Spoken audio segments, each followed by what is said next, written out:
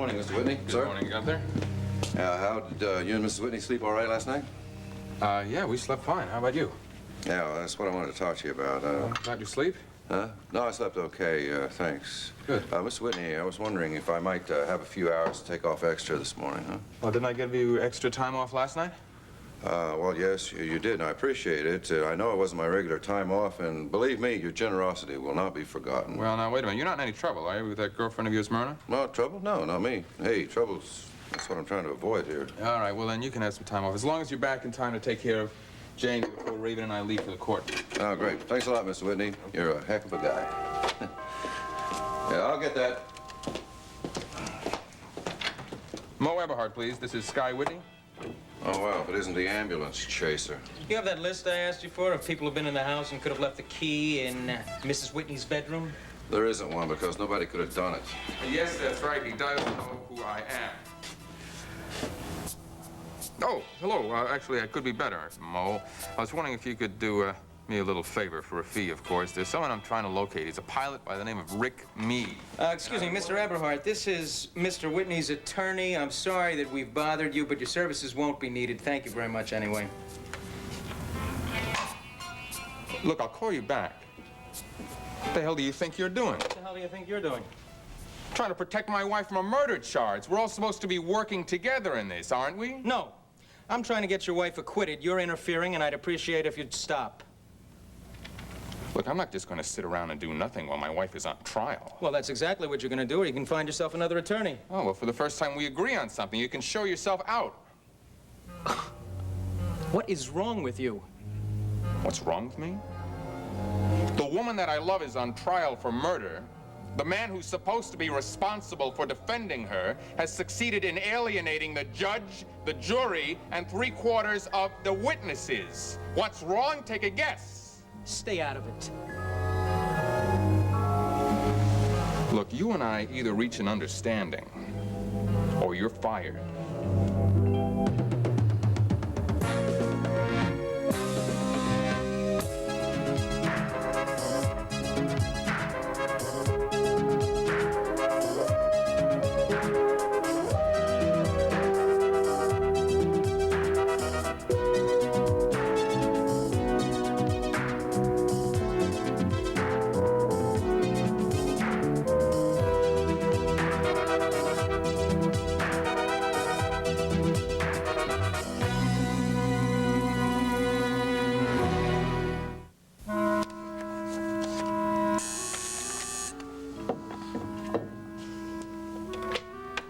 Yes, Myrna? Dr. Kavanaugh, sure. Send him right in. Hi.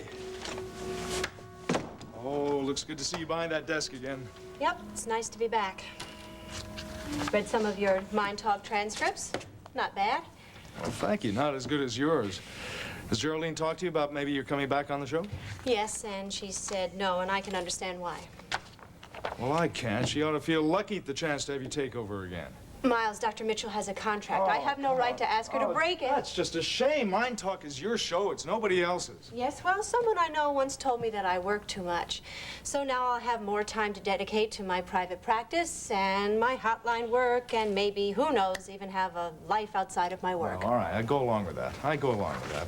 As a matter of fact, that's why I came over to talk to you about what happened last night. Why? What about it? Well, obviously you got the wrong idea when you and Jody walked in, found Liz and me together. The wrong idea? Mm-hmm. Don't be silly. Besides, I don't have a right to have an opinion on that situation. You have every right. Why? Because Liz is your sister and I'm still your friend, I hope. Of course you are. Look, the only reason Liz came over last night was to get my support. She's afraid that all your friends are going to dislike her. Now, why would she think that? As a matter of fact, because she thinks you're going to turn them all against her. I am sure that my friends are quite capable of making up their own minds about Liz. Now, look, wait a minute. if you would like to go out with her, please feel free to do so. Haven't you heard a word I've been saying? Yes, of course I have. You would like to go out with my baby sister, but you would like to clear it with me first. So, okay, great, you're clear. I don't want to go out with Liz. I want to go out with you. Talking bucks here, Pops. Hi. Hi. Oh, so what's up? Price of real estate is what's up. Oh, hi. Amen. Spread big enough for him and me wouldn't even leave us any money to eat with. Yeah, the only thing we can afford is something the same size as this place. I got a suggestion. Why don't we just drop these papers, pay attention to this pretty lady, and leave moving out of our minds for a while? Well, Can't let you sleep on the sofa forever. Oh, a lovely, considerate child you are. Don't you worry about me, though. When I think of some of the rock outcroppings I've slept on, this sofa is as soft as angel wings. Come on now, why don't I dip into my savings? Maybe I could budget my dating money. I mean, Pops, the mice are starting to complain, right? You do need a bigger apartment, don't you? Well, Johnny and I gotta save us some green stuff, particularly with him thinking about changing jobs the way he is. Changing jobs? I thought you liked working at WEON. Well, right now, I don't know what I like. Well, you seemed happy there. Yeah, well, it's a job, right? I mean, the workload isn't heavy. But, I mean, your work study's finished there, right? Dr. Carell's gone, so there's no reason for me to go back. What are you planning on doing instead? Well, I don't know. Until he does, until I get gainfully employed again, I guess we're just gonna have to shelve the idea of doing any apartment hunting. I'll just stay here. Wow, you didn't tell me you were planning on quitting your job. Well, it's not definite, all right? Just relax. Hello. Preacher, it's Mrs. Saxon. Is your father at home? Oh, yes, ma'am. Hold on, please. It's your girlfriend. Oh, Jody? Yes, Oh, my Jody. goodness. Hey, you better behave yourself. Now, you give me that. No, You give me that phone. Geraldine, this is a lovely surprise. Dell, I'm afraid Gunther has some bad news for us. Well, so things sometimes go. Yes. If you would stop by the Monticello Arms, we three can discuss it then. You've said quite enough now. I'll be there in 2 shakes of a rat's tail. Bye-bye. Oh, this is good enough, huh?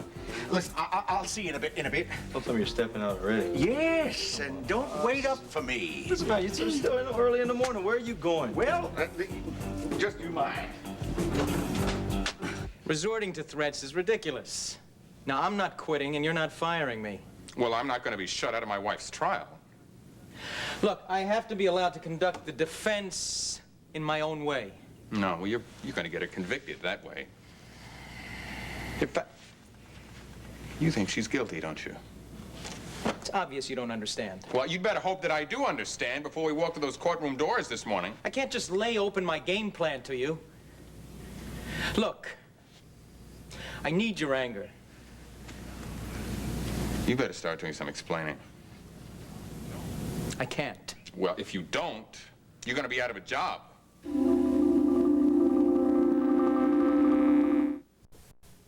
I would like to take you out to dinner. To talk over cases? No, to talk about anything but psychiatry or medicine, just to enjoy ourselves. Miles, this really isn't necessary. I know it's not necessary. I just want to do it. It's something I want to do. Why? Because I like you. I want to spend time with you.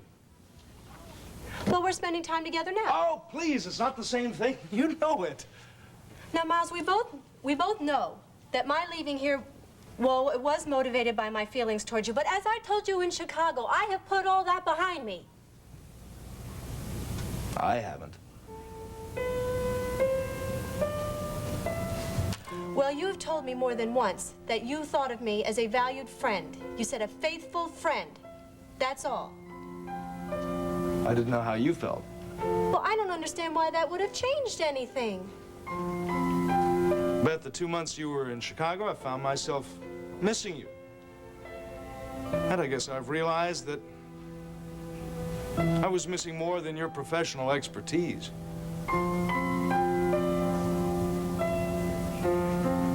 Dale says he'll swear to me on a stack of Bibles that he is not conning Miss Saxon, but somehow I just don't believe you.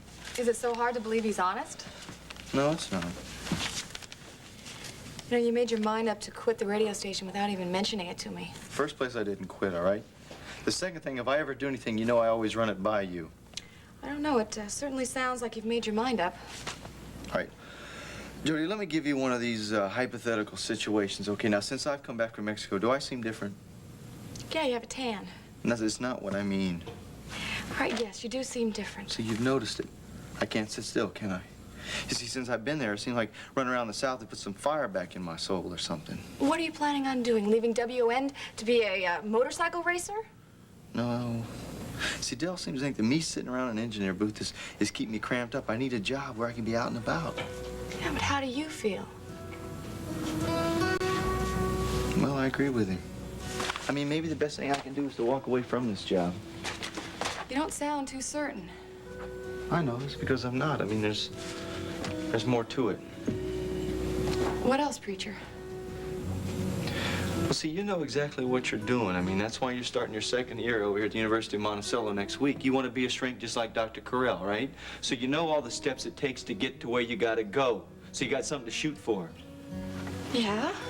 All right, so I just feel like I'm like hanging out or something. And then I need something to shoot for, too. You know, public transportation in this town is so slow you could just as well take a mule train across Death Valley. Come in, please. Oh, Geraldine, you look lovely. Yeah. Well, you look lovely too, Emerson, but your big plans failed. Well, I got an idea of that from the phone call. How did you mess it up? What do you mean, mess it up? Listen, I followed your instructions to the very letter, and I almost got myself shot for my trouble. You told Alicia Van Dyne exactly what Dell told you to say?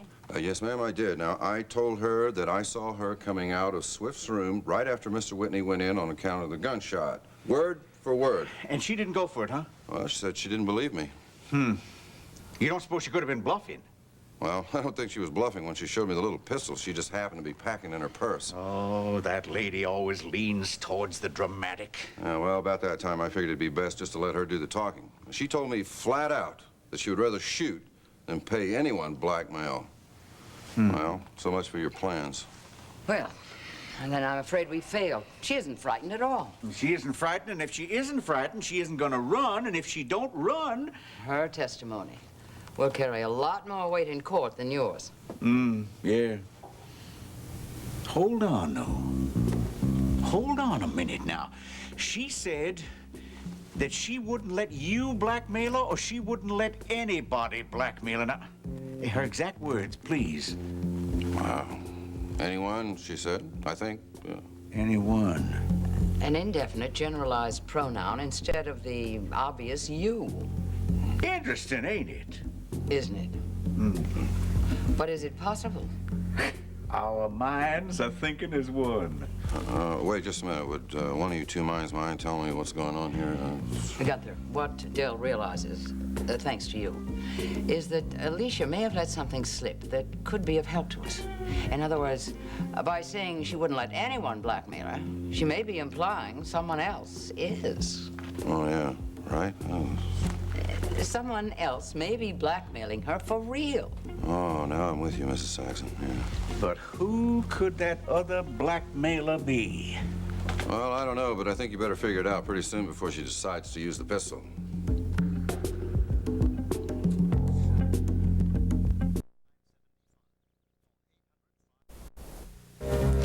Since I'm representing your wife, don't you think she should be in on this? No, my wife is upstairs resting. She needs all the rest she can get. If you dismiss me now, do you have any idea what kind of effect this might have on a jury? They might suspect Raven even more. Oh, I don't think so. I think that thanks to your behavior in court, they'd be understanding of why I felt I had to replace you. Who knows, they might even get some sympathy out of it from me. I wouldn't count on that. Right, you see, I just don't like your style, Murdoch. Well, you don't have to like my style. So I guess right about now you're thinking I might as well get myself a new attorney. Couldn't do any worse. I don't want that. I want this case. Yeah, I thought that you did. I really don't want to have to do this. Come on, Murdoch, it's not like I'm asking you to reveal some deep, dark family secret. Just tell me why you say you're anxious to have me mad at you, why you don't care that the jury and the judge are mad at you. Because I've been working very hard to make sure that you all are mad at me. Miles, you don't need to do this, really. Nobody's holding a gun to my head. It is obvious to me that you are only doing this because of some wrong you think you've done to me in the past. Now listen, you are not responsible for my going to Chicago. As a matter of fact, I did feel guilty about that. See? That's not why I'm asking you now. Well, then it's Liz. I knew it. It's Liz. I know she's very attractive, and she probably is easier to get a date with than I am, but it's all right. You don't have to ask me out just to be nice To to hell me. with your sister, and I'm not asking you to be nice. I'm asking you for one selfish reason. I want to spend time with you, period. That's it. Now, I don't want any equivocations, any evasions, anything like that. I just want a straight answer from you. Beth Carell, will you go out to dinner with me or not? You know, I just can't understand how you think that antagonizing those people who are responsible for judging Raven's fate is a good tactic. Richard and I have gone over all of this quite thoroughly. Richard? What? I thought the reason that Richard stuck me with you in the first place is because he said that he was retiring. The law firm still carries his name. Oh. He has me call him up every night and brief him on the course of the trial. He reads through the transcripts. He gives me advice. Richard and I both agree that in my court appearances to date, I have gained a reputation of being, I guess you could say, arrogant and somewhat ill-mannered. He even insists that I lost a case because of it. You know, that anger that you said you wanted me to feel, well, it's growing, all right. I can't believe that he would saddle us with someone like you. Now, believe me, I don't try and be arrogant. I'm just very confident of my abilities. Oh, yeah, I'm sure that you are. In any event, I have appeared before Judge Strahaney on 2 previous occasions. He's very aware of my reputation and my court groom style. Richard gave us an attorney who he knows the judge doesn't even like. This is crazy. Well, I talked to him about that. I offered to tone my act down. I could be as meek as a lamb if he wanted me to, but Richard didn't want that. Well, no. A meek attorney wouldn't win this case. Exactly. But I still have to appear before Judge Strahaney, so we asked ourselves, what if I came on strong? Just as everyone expects me to do. Even stronger. But then at a psychologically crucial moment during the trial. You have a public conversion. You see the error of your ways. The judge forgives me. The jury respects my ability to grow, and perhaps there might be an opportunity for them to believe that I did think Raven was guilty, just as you did. But I will show them that in a moment, like a bolt of lightning, I realize, my God, she is innocent. And then I will be so humble, apologetic, and sincere that I'll have them eating right out of my hands. Well, that's very well, but Raven still has to win. No, I have to win. I don't see the distinction. Look, in a court, the attorneys are as much on trial as the clients, sometimes more even. It's a game. It's the district attorney versus the defense attorney. The jury's always choosing sides. Now, Mike Carr is just giving them the cold, hard facts. And if you're on a jury day after day, that becomes very monotonous. Now, I'm gonna let them play the game. I'm gonna let them in on it. They've read the books. They know the movies. I'm the anti-hero, finally come to his senses. Raven is the heroine, wrongly accused. Now, from this point on, we have them on our side. So I win them over to my side first. And then I win them over to Raven's side. Do you really think that Raven's case is so desperate that it's necessary to have this kind of a charade? Look, I am trying to get her acquitted. I am doing the best I can. Now, what other attorney could do any more? I don't know.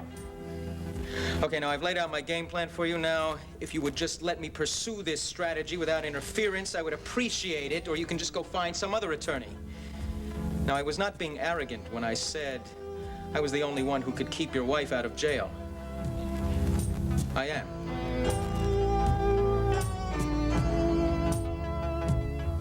I would have done anything to hear those words from you. I'm not interested in the past. I'm interested in right now. There's no reason to yell. I'll yell if I have to yell. I will. I'm late for the forensics lab as it is. All right, all right. I suppose one dinner won't hurt. All right, then. It's a date. All right, it's a date. It's a date. Gunther, my friend, do you suppose that Miss Van Dyne would ever use that little firearm of hers? Well, I don't know, but I'm not going to go back and find out. No, that's not what I mean. What I want to know is how serious she is. He's dead serious. Del, I think we'd better try a different approach, if there is one. Once again, we agree. You know, more and more, I like the idea of getting Gunther's employers involved in all this. What do you think about that? No, I think I'm going to have to go out and find myself a new job. Look, Mr. and Mrs. Whitney are not going to be pleased to hear what we've been up to. Yeah, but they might have some idea who this blackmailer is.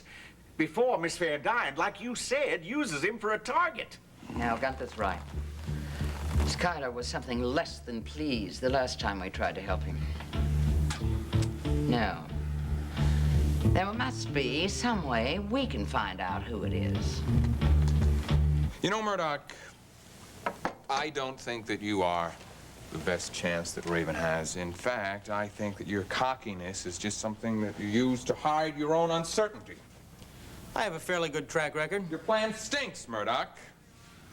If you want to play around with somebody's freedom, you can get yourself another client. My wife is going to be judged innocent on the basis of the evidence, not theatrics. See, the problem with your plan is that no two people see the same scene in exactly the same way. You just can't manipulate people like that, Murdoch. Now, you're not qualified to make that kind of decision. Maybe you not. don't know juries, and I do. That may very well be true, but I am going to start looking for a new attorney immediately. I'm your wife's counsel. If I'm going to be dismissed, let her do it. Now, you've done enough for her. You can leave her out of this. I'm not going to stand by and watch you let her get convicted. Don't you say that to me. I love Raven more than anything or anyone on this earth. I am going to save her.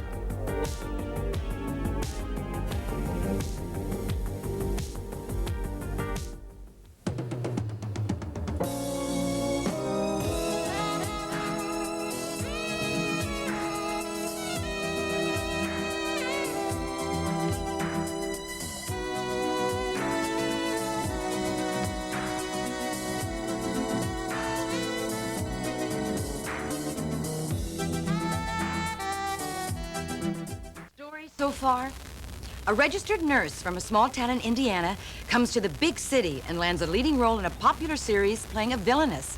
A soap opera plot? Nope, says Sharon Gabbett, star of The Edge of Night. It's just the story of her life. My experiences as a nurse really helped me as an actress because when people are sick, all their defenses are down. And as an actress, ultimately, that's what you want to capture, people's insides, people's vulnerabilities. For the past 5 years, Sharon has played Raven, a character audiences love to hate.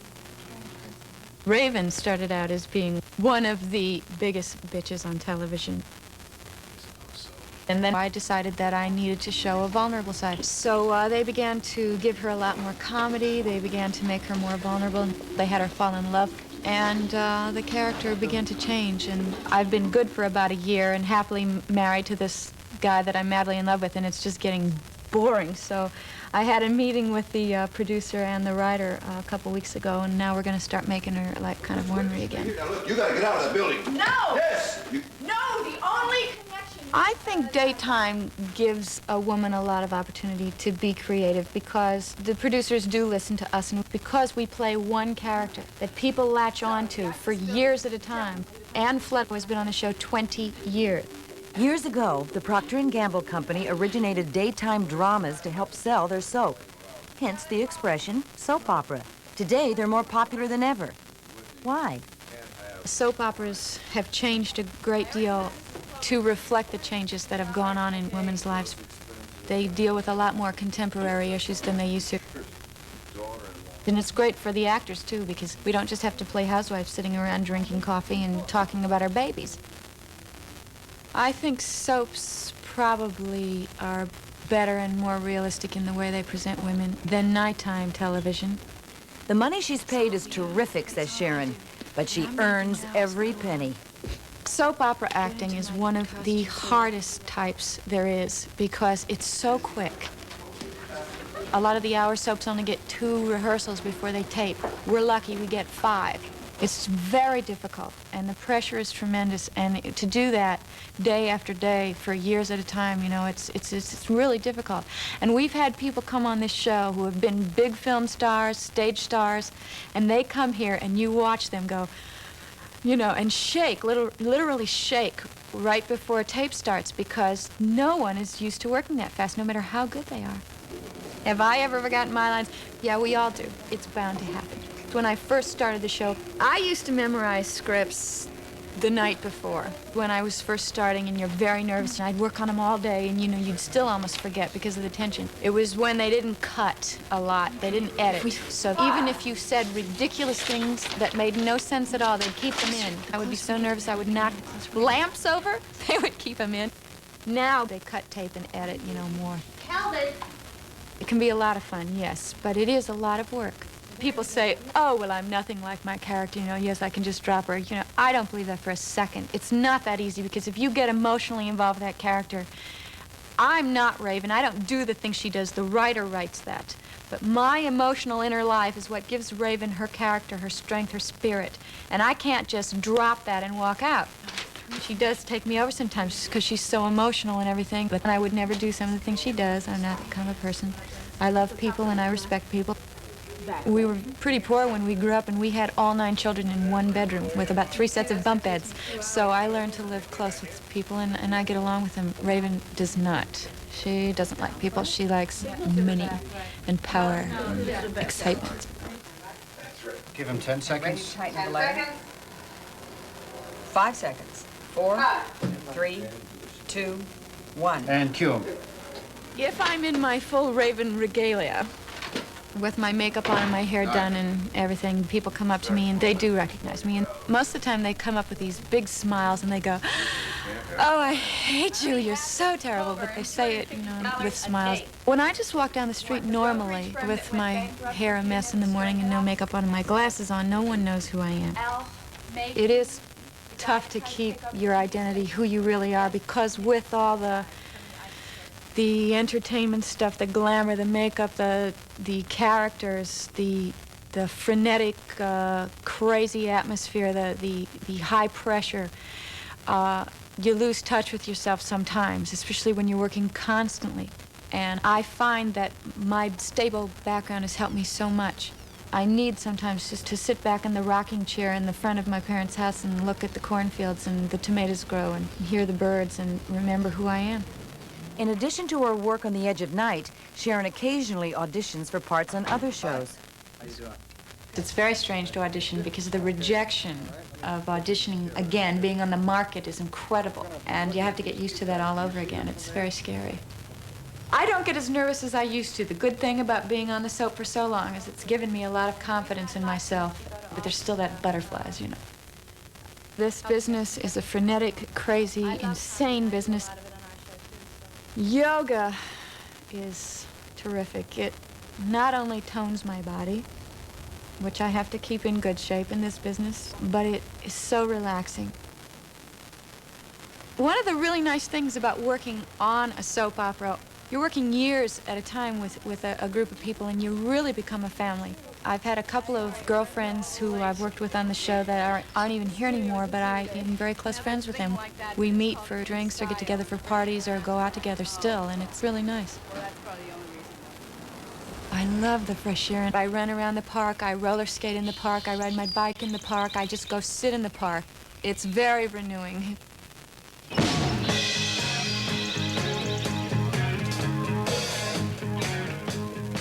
My father was a singer for a country western band with his brothers on the radio, so he taught me to play guitar when I was about 10 years old.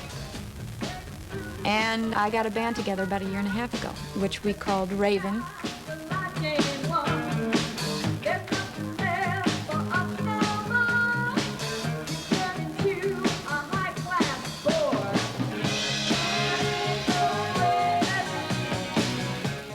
The most rewarding part of what I do, besides the money, is the ability to be able to express myself. I think it's probably a very unusual thing to be able to really say what you really feel and to stay with your emotions and express that. An actor gets a chance to do that. A lot of people don't.